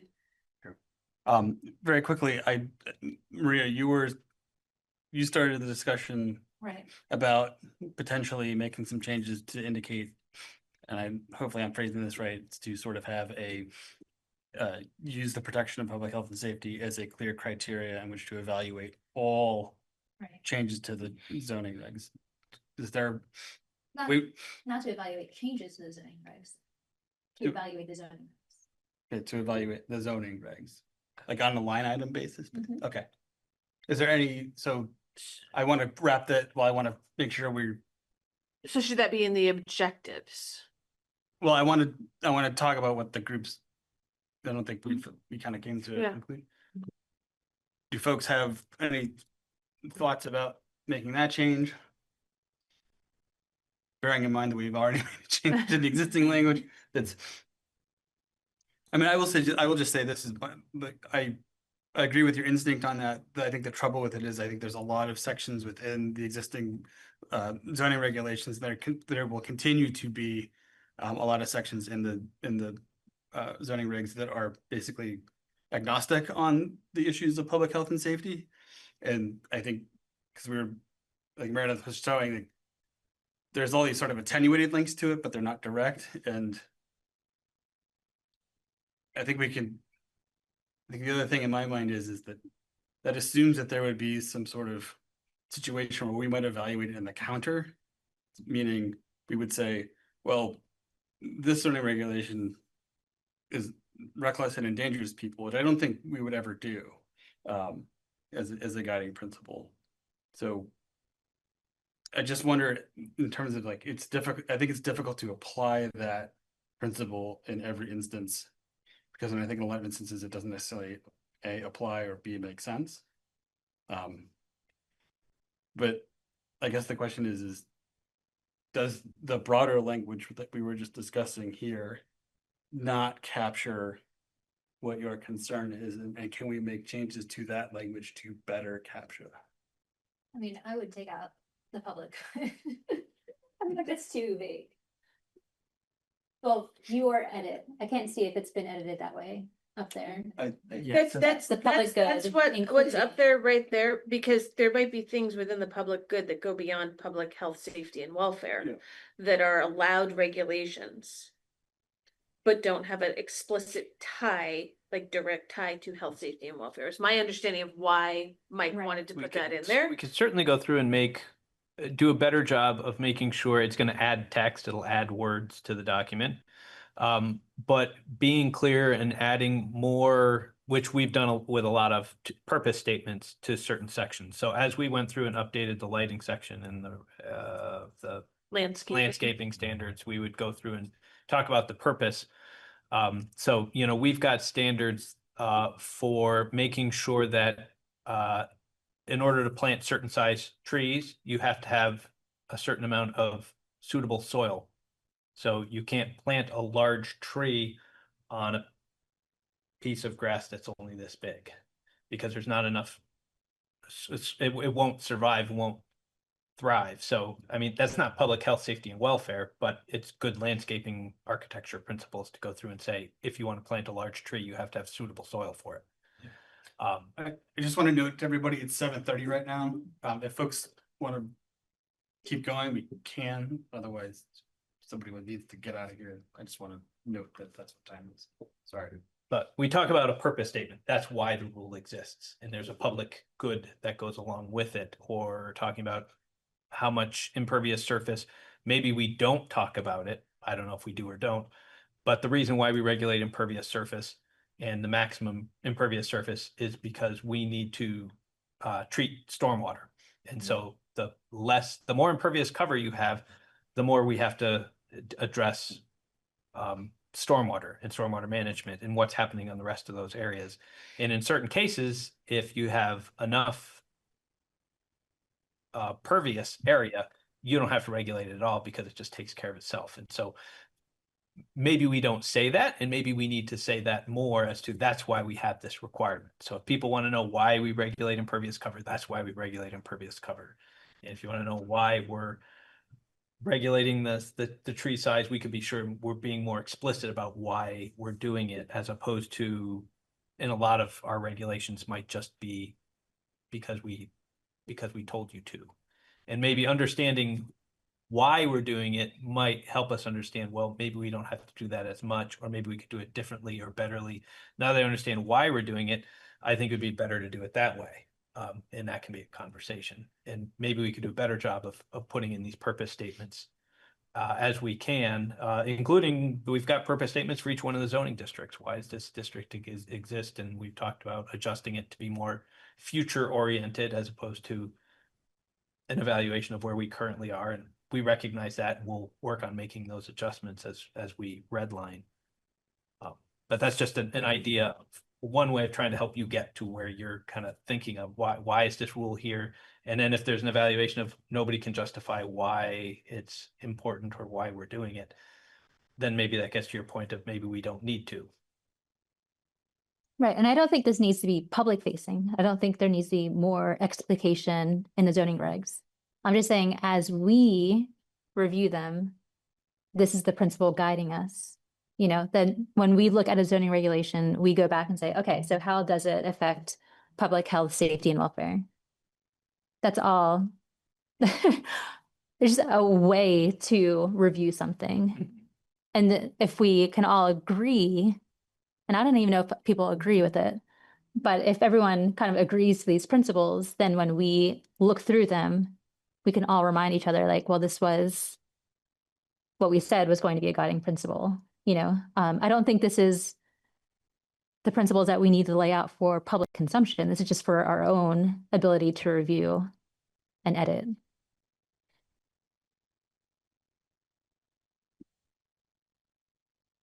And I guess my question is as the drafts are currently stands here, there's an inclusion of public health and safety Right. as a guiding principle. Is that a?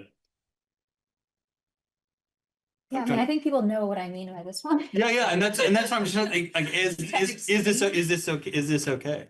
Does it adequately encapsulate? Does it adequately capture your concern? Because I feel like the language is here Okay. responds to what you just said. Okay. Hi, Meredith. Hi, Meredith. It's Maria. not editing on my computer, so I can't see it. Yeah, because I You're, like, I didn't want to edit the document that you guys had. I pulled Right. it down as a Word document. So the first three priorities are written as active statements. Mhm. The second, this fourth one about protection of public health, safety, and welfare is much more a passive statement. Right, it says zoning is a legitimate use of local government established to further the public good, including the protection of public health, safety, and welfare. So are you looking for a more active statement, or is the passive statement? I think Do it you would- feel like could it be works much for you? simpler just saying zoning should protect public health, safety. I mean, I don't think it needs to be. We all know zoning is a legitimate use. No, and that's Local why government, I'm it's like, wondering if that's this what is the what- disconnect is right now. Oh, I don't think so. I mean, I think Or- it could be less wordy. The zoning shall promote the public good Right. through the protection of public health, safety, and welfare. Yeah.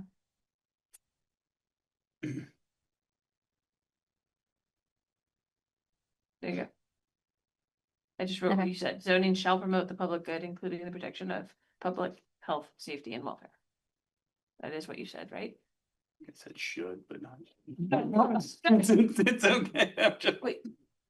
Oh, zoning should, Yeah. not shall. Okay, great.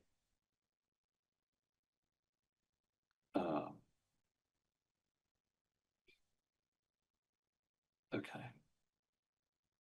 Are there any other places in this document where we feel like some additional changes should be made? And I apologize, I'm late to this party because I was not around for the discussions a couple of meetings ago. But I'm wondering, the one sort of additional comment that I had generally for this discussion was I was hoping that we could try to embody the concept of sort of using standards that are quantifiable as opposed to qualified.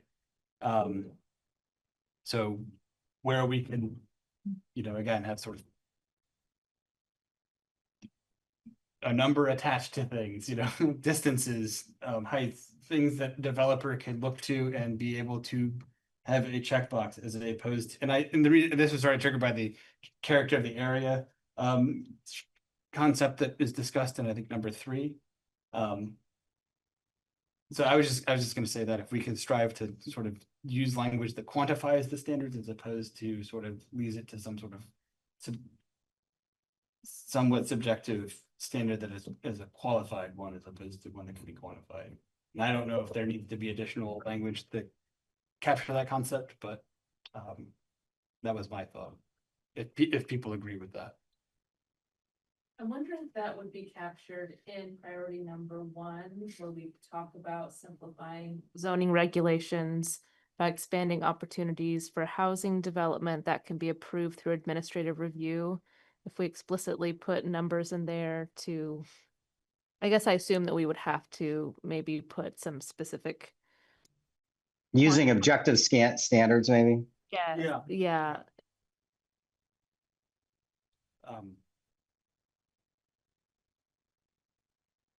That's not explicitly what you said. No. But it might be captured there, but maybe not.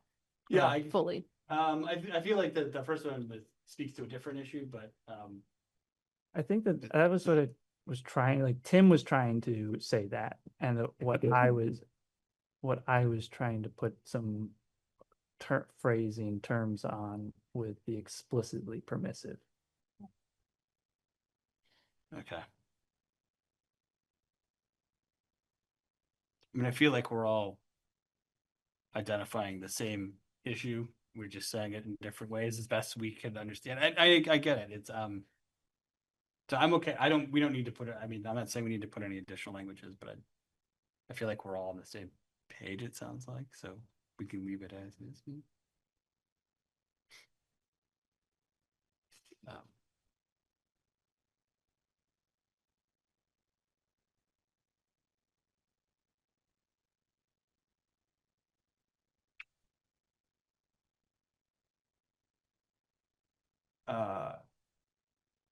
Given the late hour, one or Did two. you want to go and adopt that? I was gonna say we can do one or two things. We can either revisit this at the next meeting after having taken a look at the red lines, or we can or I could look for a motion to adopt it now. It's up to the group.